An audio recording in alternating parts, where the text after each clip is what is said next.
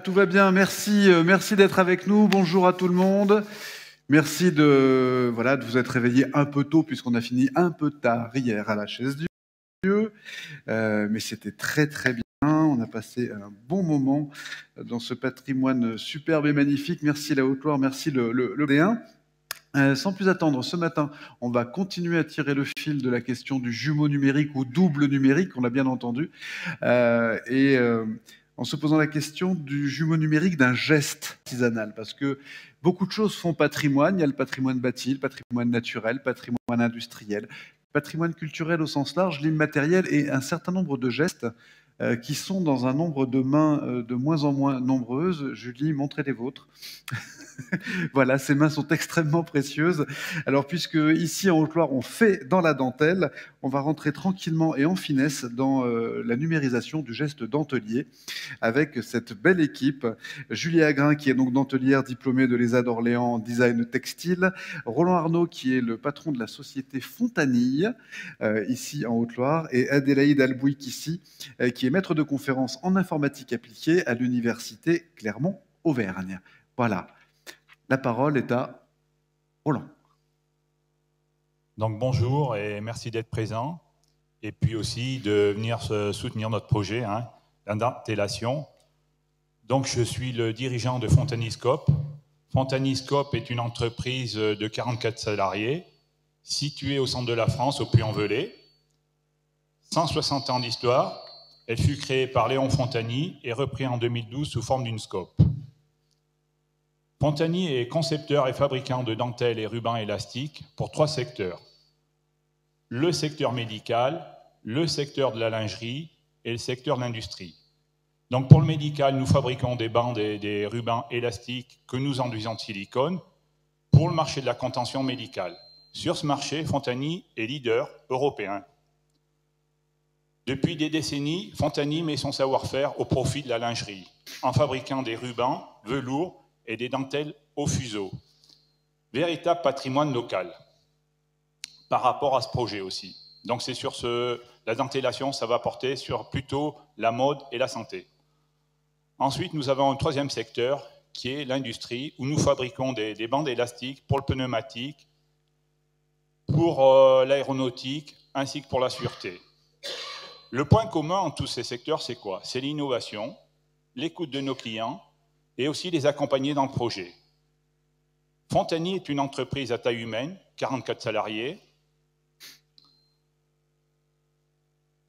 Donc nous possédons 180 machines, une capacité de production de 10 millions de mètres.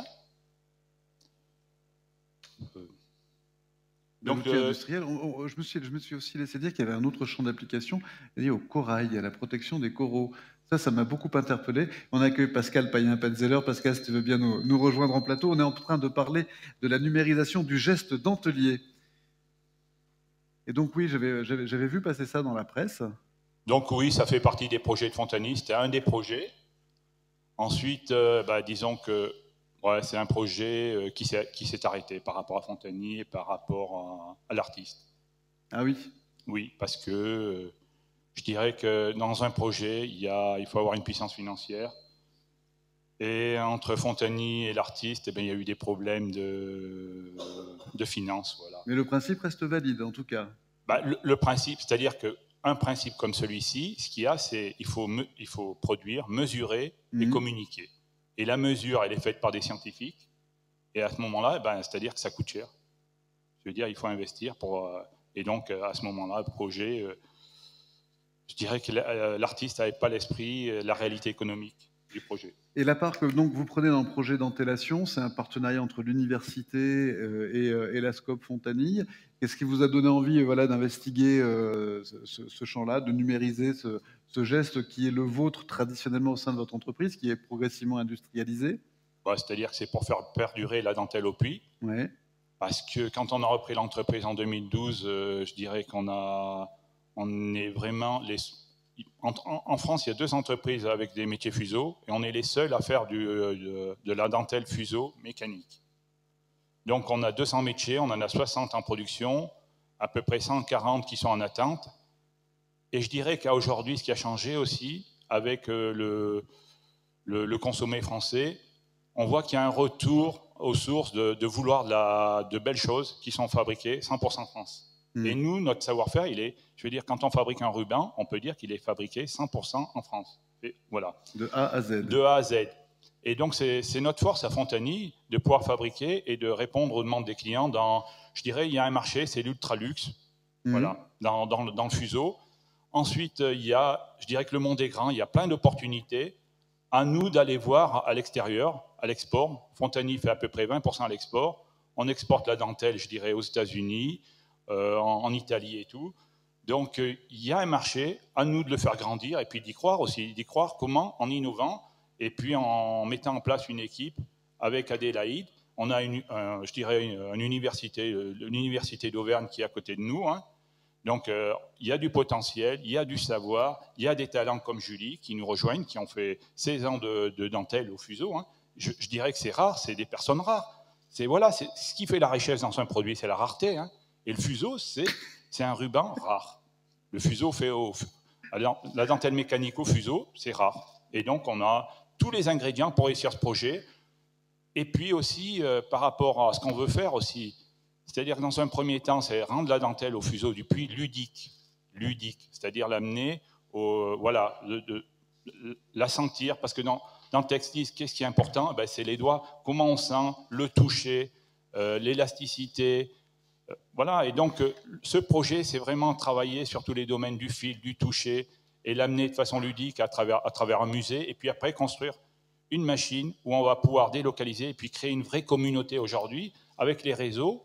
Je dirais que la dentelle est peut-être restée au puits, on dit dentelle du puits, mais c'est créer vraiment un réseau au niveau, je dirais, français, européen et mondial. Voilà un petit peu l'ambition qu'on a à travers ce projet. Merci. Merci Roland Arnaud. Donc Julie Agrin, vous êtes venu avec votre outil de travail. Vous savez vous servir d'un truc pareil. On dirait une cornemuse, mais ça doit être beaucoup plus compliqué que ça. Donc c'est votre geste qu'on reproduit ou pas? Là, c'est un carreau qu'on nous a prêté. Un carreau, ça s'appelle? Oui, c'est un carreau. Donc, en gros, la dentelle du puits, elle est caractérisée par un réseau de fils qui se navigue sur justement un support en tissu. Donc là, c'est un carreau qui a été utilisé par le passé pour faire des longueurs assez conséquentes de dentelle. Aujourd'hui, c'est plus un carreau comme celui-ci qui est plat, surface plane. Donc, le fil navigue sur le carreau grâce à des fuseaux. Donc, les fuseaux, c'est des petits morceaux de bois qui servent de dévidoir de fil, mais aussi qui permettent la tension pour obtenir une dentelle régulière.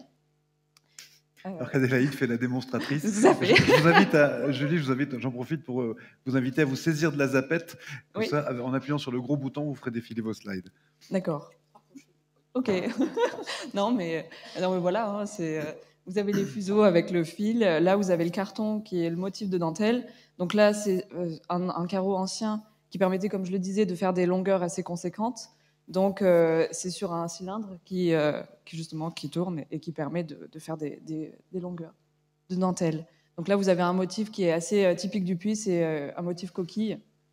Et voilà, donc la dentelle du puits, c'est quand même un savoir-faire unique qui, selon moi, qui a besoin d'être valorisé et repensé, et pourquoi pas par la numérique. Aujourd'hui, le plus gros problème qu'il y a avec la dentelle, c'est la transmission, parce qu'on est encore dans une optique de conserver et de tradition du secret. Ah oui. On transmet de génération en génération. Moi, c'est ma grand-mère qui m'a donné goût à la dentelle, puis après, j'ai appris au centre d'enseignement de la dentelle du puits. D'ailleurs, je remercie Mireille parce que c'est grâce à elle, à mes 6 ans, que j'ai commencé à apprendre et qui m'a donné envie après, dans ma formation de designer, de développer son potentiel jusqu'à mon projet de diplôme et ce projet qui est une suite logique. Et voilà, aujourd'hui, les enjeux ne sont pas les mêmes. Avant, en 1860, il y avait la moitié de la population qui vivait grâce à la dentelle. C'était vraiment une richesse économique et il y avait vraiment des enjeux qui faisaient qu'il y avait une tradition du secret. Aujourd'hui, c'est plus considéré comme un passe-temps, malheureusement, parce que c'est plus en accord avec la production industrielle et puis même les besoins du fast fashion, des choses comme ça. Donc nous, comment on peut pérenniser et préserver les gestes denteliers qui sont transmis que oralement et comment on peut lui redonner une seconde vie. Et c'est pour ça que le numérique peut être hyper important dans la sauvegarde de la dentelle, quoi. Et donc, je vais laisser Adélaïde présenter notre projet.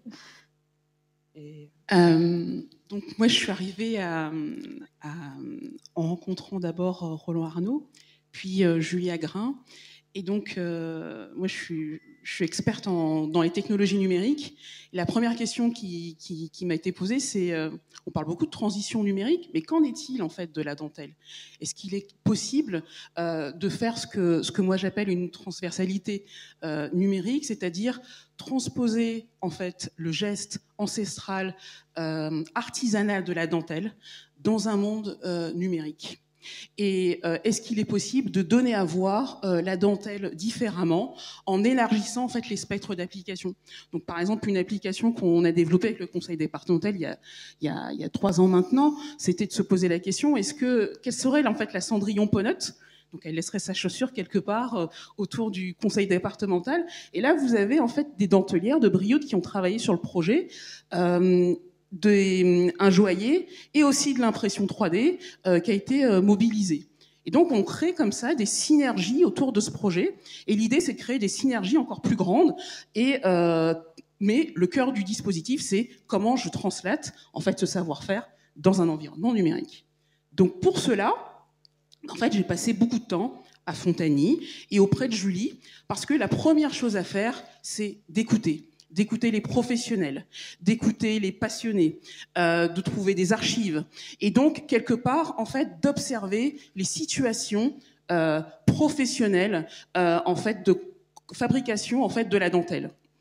Et donc, ça nous permet de comprendre en fait comment ça se pratique, quels sont les différents écueils. Donc, il y a des interviews, il y a des vidéos que l'on a captées sur un temps assez long, environ 8 mois.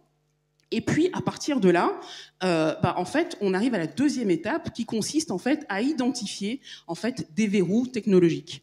Alors, pour nous, les verrous technologiques, ils sont de 2 ordres. Le premier, c'est, en fait, pour faire de la dentelle, il faut un motif.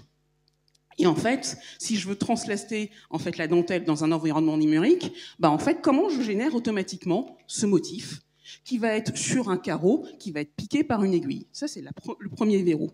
Et le deuxième verrou, c'est que si je passe dans un monde numérique, il faut que tous les outils de la dentelière soient dans cet environnement, bobine, fil, aiguille, carreau, etc. Mais il faut aussi que je génère des interactions avec ces différents outils pour pouvoir en fait retranscrire le geste. Donc, deuxième verrou, c'est comment je crée des outils et des interactions qui soient les plus réalistes possibles pour que, quelque part, on rejoue et on crée des conditions vraisemblables de création de dentelle. Et puis, une fois qu'on a fait ça, en fait, on crée un cahier des charges. On choisit la technologie. Donc nous, la technologie qui avait été identifiée, c'était de la réalité virtuelle. On identifie les actions et après on développe en fait la solution numérique. Et cette solution numérique, elle a été développée sur 14 mois. Donc première étape, comment je fais pour créer en fait un carton de dentelle? Alors, déjà, la dentelle, en tant qu'informaticien, c'est pour nous un retour aux sources. Parce que, en fait, les premiers langages informatiques, ils ont été créés par Lady Ada, et c'était au travers, en fait, de la fabrication de cartes, comme vous voyez là, de cartes électroniques qui, en fait, de cartes perforées, pardon, qui sont à l'origine des premiers langages. Donc, pour nous, déjà, premier retour aux sources. Deuxième chose, nous, informaticiens, nous voyons la dentelle, en fait, comme un puzzle d'éléments singuliers.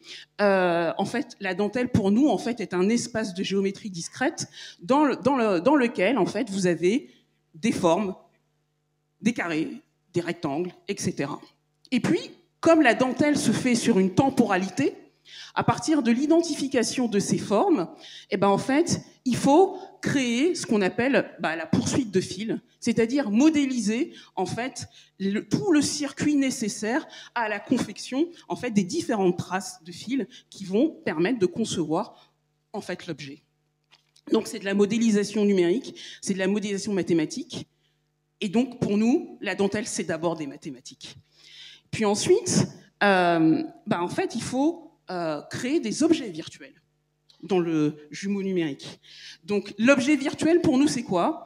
En fait, ça va être les fuseaux, ça va être le fil. Mais ce fil, numériquement, en fait, ce n'est pas vraiment un fil, c'est un amas en fait de petites particules qui vont être en fait juxtaposées et qui vont pour l'utilisateur en fait créer le fil. Pourquoi? Parce qu'en fait, dans la simulation du geste dentelier, il faut aussi simuler ce qu'on appelle le retour d'effort, la sensation que l'on a lorsque l'on serre un point, la sensation que l'on a si par exemple on déchire, enfin en tout cas le fil se casse.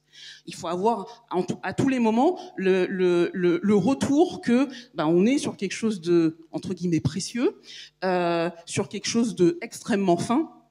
Et donc pour cela en fait, on a fait une modélisation physique aussi du fil et techniquement on dit qu'on a fait une création de type procédural. Voilà. Ensuite, il faut contextualiser. Alors nous, la contextualisation, elle s'est faite dans les locaux de Fontagny, et plus particulièrement dans une salle que j'adore, en fait. C'est la salle qu'on appelle la salle des trésors. Alors pourquoi c'est la salle des trésors? Parce que c'est une salle d'environ 80 mètres carrés, mais où il y a stocké 160 ans de dentelle. Et on a en fait des carreaux sur tous les murs. Et je trouvais que cet environnement-là, de départ de jeu, était l'environnement idéal pour pouvoir en fait se replonger en fait dans la fabrication de la dentelle, dans le contexte industriel de Fontagny.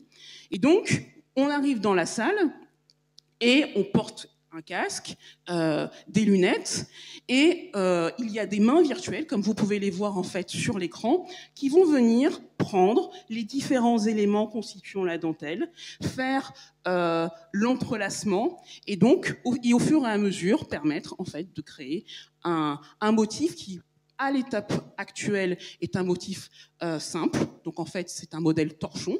Mais l'idée, c'est dans les années à venir d'augmenter la complexité, on va dire, des niveaux de jeu pour arriver en fait au fameux point d'esprit de la dentelle du Puy-en-Velay. Merci beaucoup. Je pense qu'on peut applaudir cette équipe. Il est en train de se passer quelque chose. Alors ça va faire bizarre de voir vos mains modélisées de la sorte, mais en l'occurrence, juste une question rapide à Julie Agrin. Combien de personnes aujourd'hui en France savent faire ce que vous savez faire à vue de nez? Là, je ne pourrais pas vous répondre parce qu'il existe plusieurs types de dentelles. Ouais. Sur la dentelle du Puy, il y a 2 centres. Il y a le centre d'enseignement et l'hôtel de la dentelle qui sont des centres de formation.